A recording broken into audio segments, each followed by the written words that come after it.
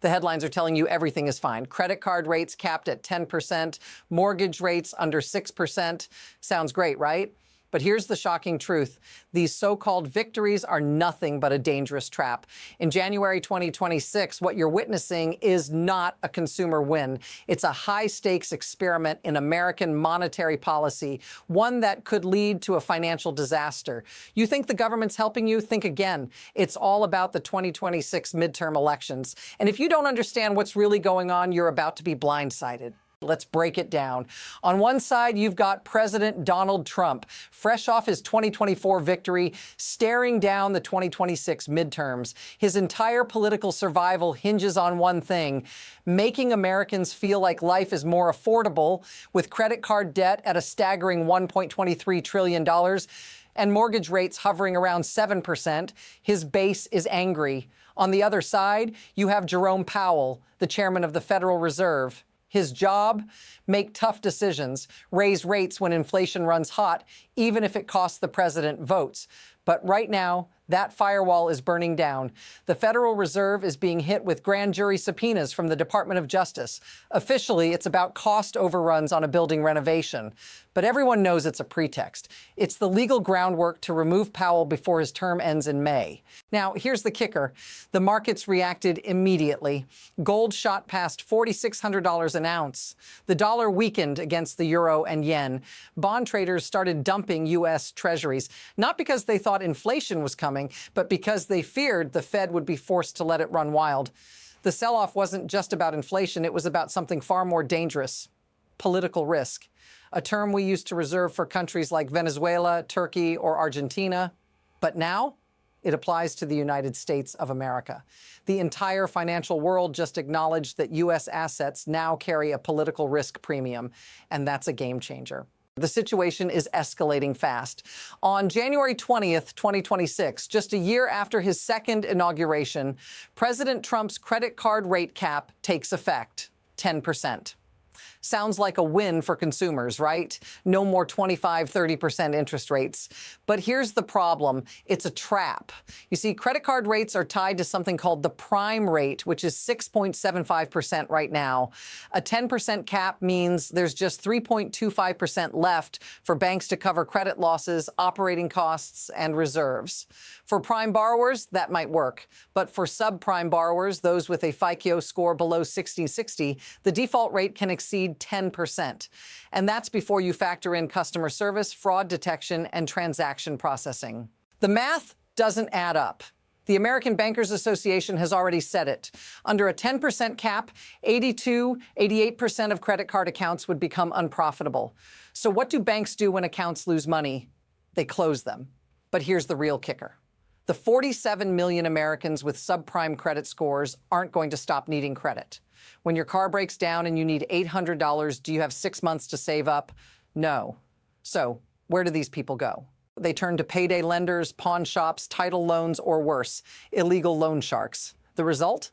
APRs that soar to 300%, 400%, or even higher. The policy that was supposed to protect consumers from 25% interest rates is now pushing millions of them into the hands of lenders who don't charge late fees. They break kneecaps. This isn't just a bad outcome. It's the cruel irony of a policy gone wrong. Dr. Samuel Gregg from the American Institute for Economic Research put it perfectly. We're creating credit desserts for the people who need credit the most. And it's not just Wall Street banks feeling the heat. Credit unions, those member-owned cooperatives that serve underserved communities, are now speaking out. They're warning that this policy will force them to stop lending to their own members. But here's where it gets even worse. Mortgage rates don't just affect how much people can afford to borrow, they impact supply too. The U.S. housing market has a chronic shortage of inventory. We're millions of units short. And there's a phenomenon called the lock-in effect. Homeowners who bought in 2020 and 2021 with 3% mortgage rates aren't going to sell their homes now, not when they'd have to trade those low rates for a 6% one. So when you inject $200 billion into a market with fixed supply, what happens? Prices go up. That's basic economics. The affordability benefit of lower rates, it gets eaten by higher prices. This isn't helping first-time buyers. It's helping existing homeowners get richer while pricing out the next generation entirely. The reality is the rate drop might only save you 1/4 to 0.5%, but the price increase, that's going to be much larger. It's a shell game. The administration gets the headline rates below 6%, but the actual cost of buying a home continues to climb. Now let's zoom out for a bigger picture. What happens when interest rates become a political tool? We're at about 3% inflation right now. The Federal Reserve's target is 2%, but we're not in a crisis yet. The textbook response would be to keep rates elevated until inflation cools off. But what if the president forces the Fed to cut rates anyway? What if, through legal pressure and public attacks, he gets his wish for cheap money? Here's what cheap money does. It keeps zombie companies alive.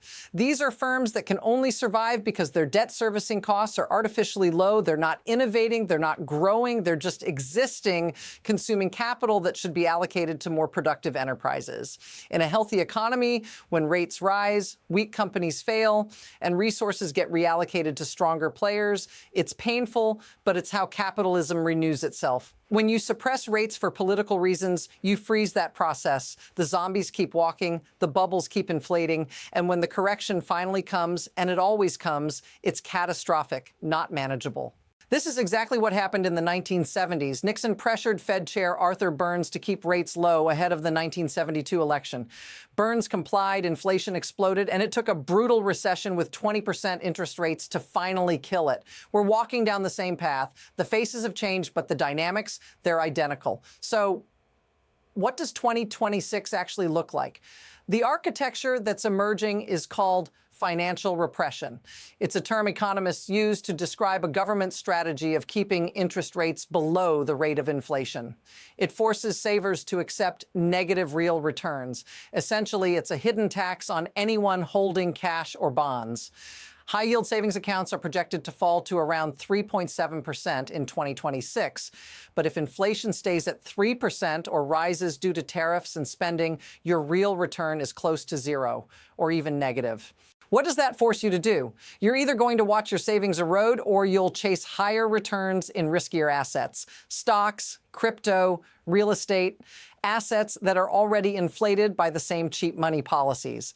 And here's the cynical part. This is good for the government. The U.S. has $34 trillion in debt. If real interest rates go negative, that debt becomes easier to manage. You're paying it down through inflation, while the holders of that debt, pension funds, retirees, and foreign governments, are the ones taking the hit. This is the great repricing of money. So what do you do in all of this? How do you protect your wealth when the dollar itself is becoming a political tool? First, understand this. Cash is no longer a safe haven. When interest rates are suppressed below inflation, holding cash is a guaranteed loss. Your purchasing power erodes year by year. Second, hard assets matter more now than ever. Gold is at $4,600 for a reason. Real estate, despite its flaws, holds value when currency doesn't. The wealthy have always known this. Now it's time for everyone to catch up. Third, diversify geographically. The sell America trade isn't irrational. If institutional credibility in the U.S. is eroding, it makes sense to have some exposure outside the dollar. Fourth, reduce your debt if you can. That 10% credit card cap might seem like a gift if you're carrying a balance. But what happens when it expires in 2027? What happens when those 10% rates snap back to 25%? If you're not prepared, you're trapped. We're living through a fundamental transformation of how money works in America. Price signals are no longer determined by markets. They're determined by those who control the levers of power. History has a word for economies that operate this way, managed economies, and they tend to end badly. The real question is, will we learn from the mistakes of the 1970s before it's too late? I'm not optimistic, but I am prepared, and you should be too.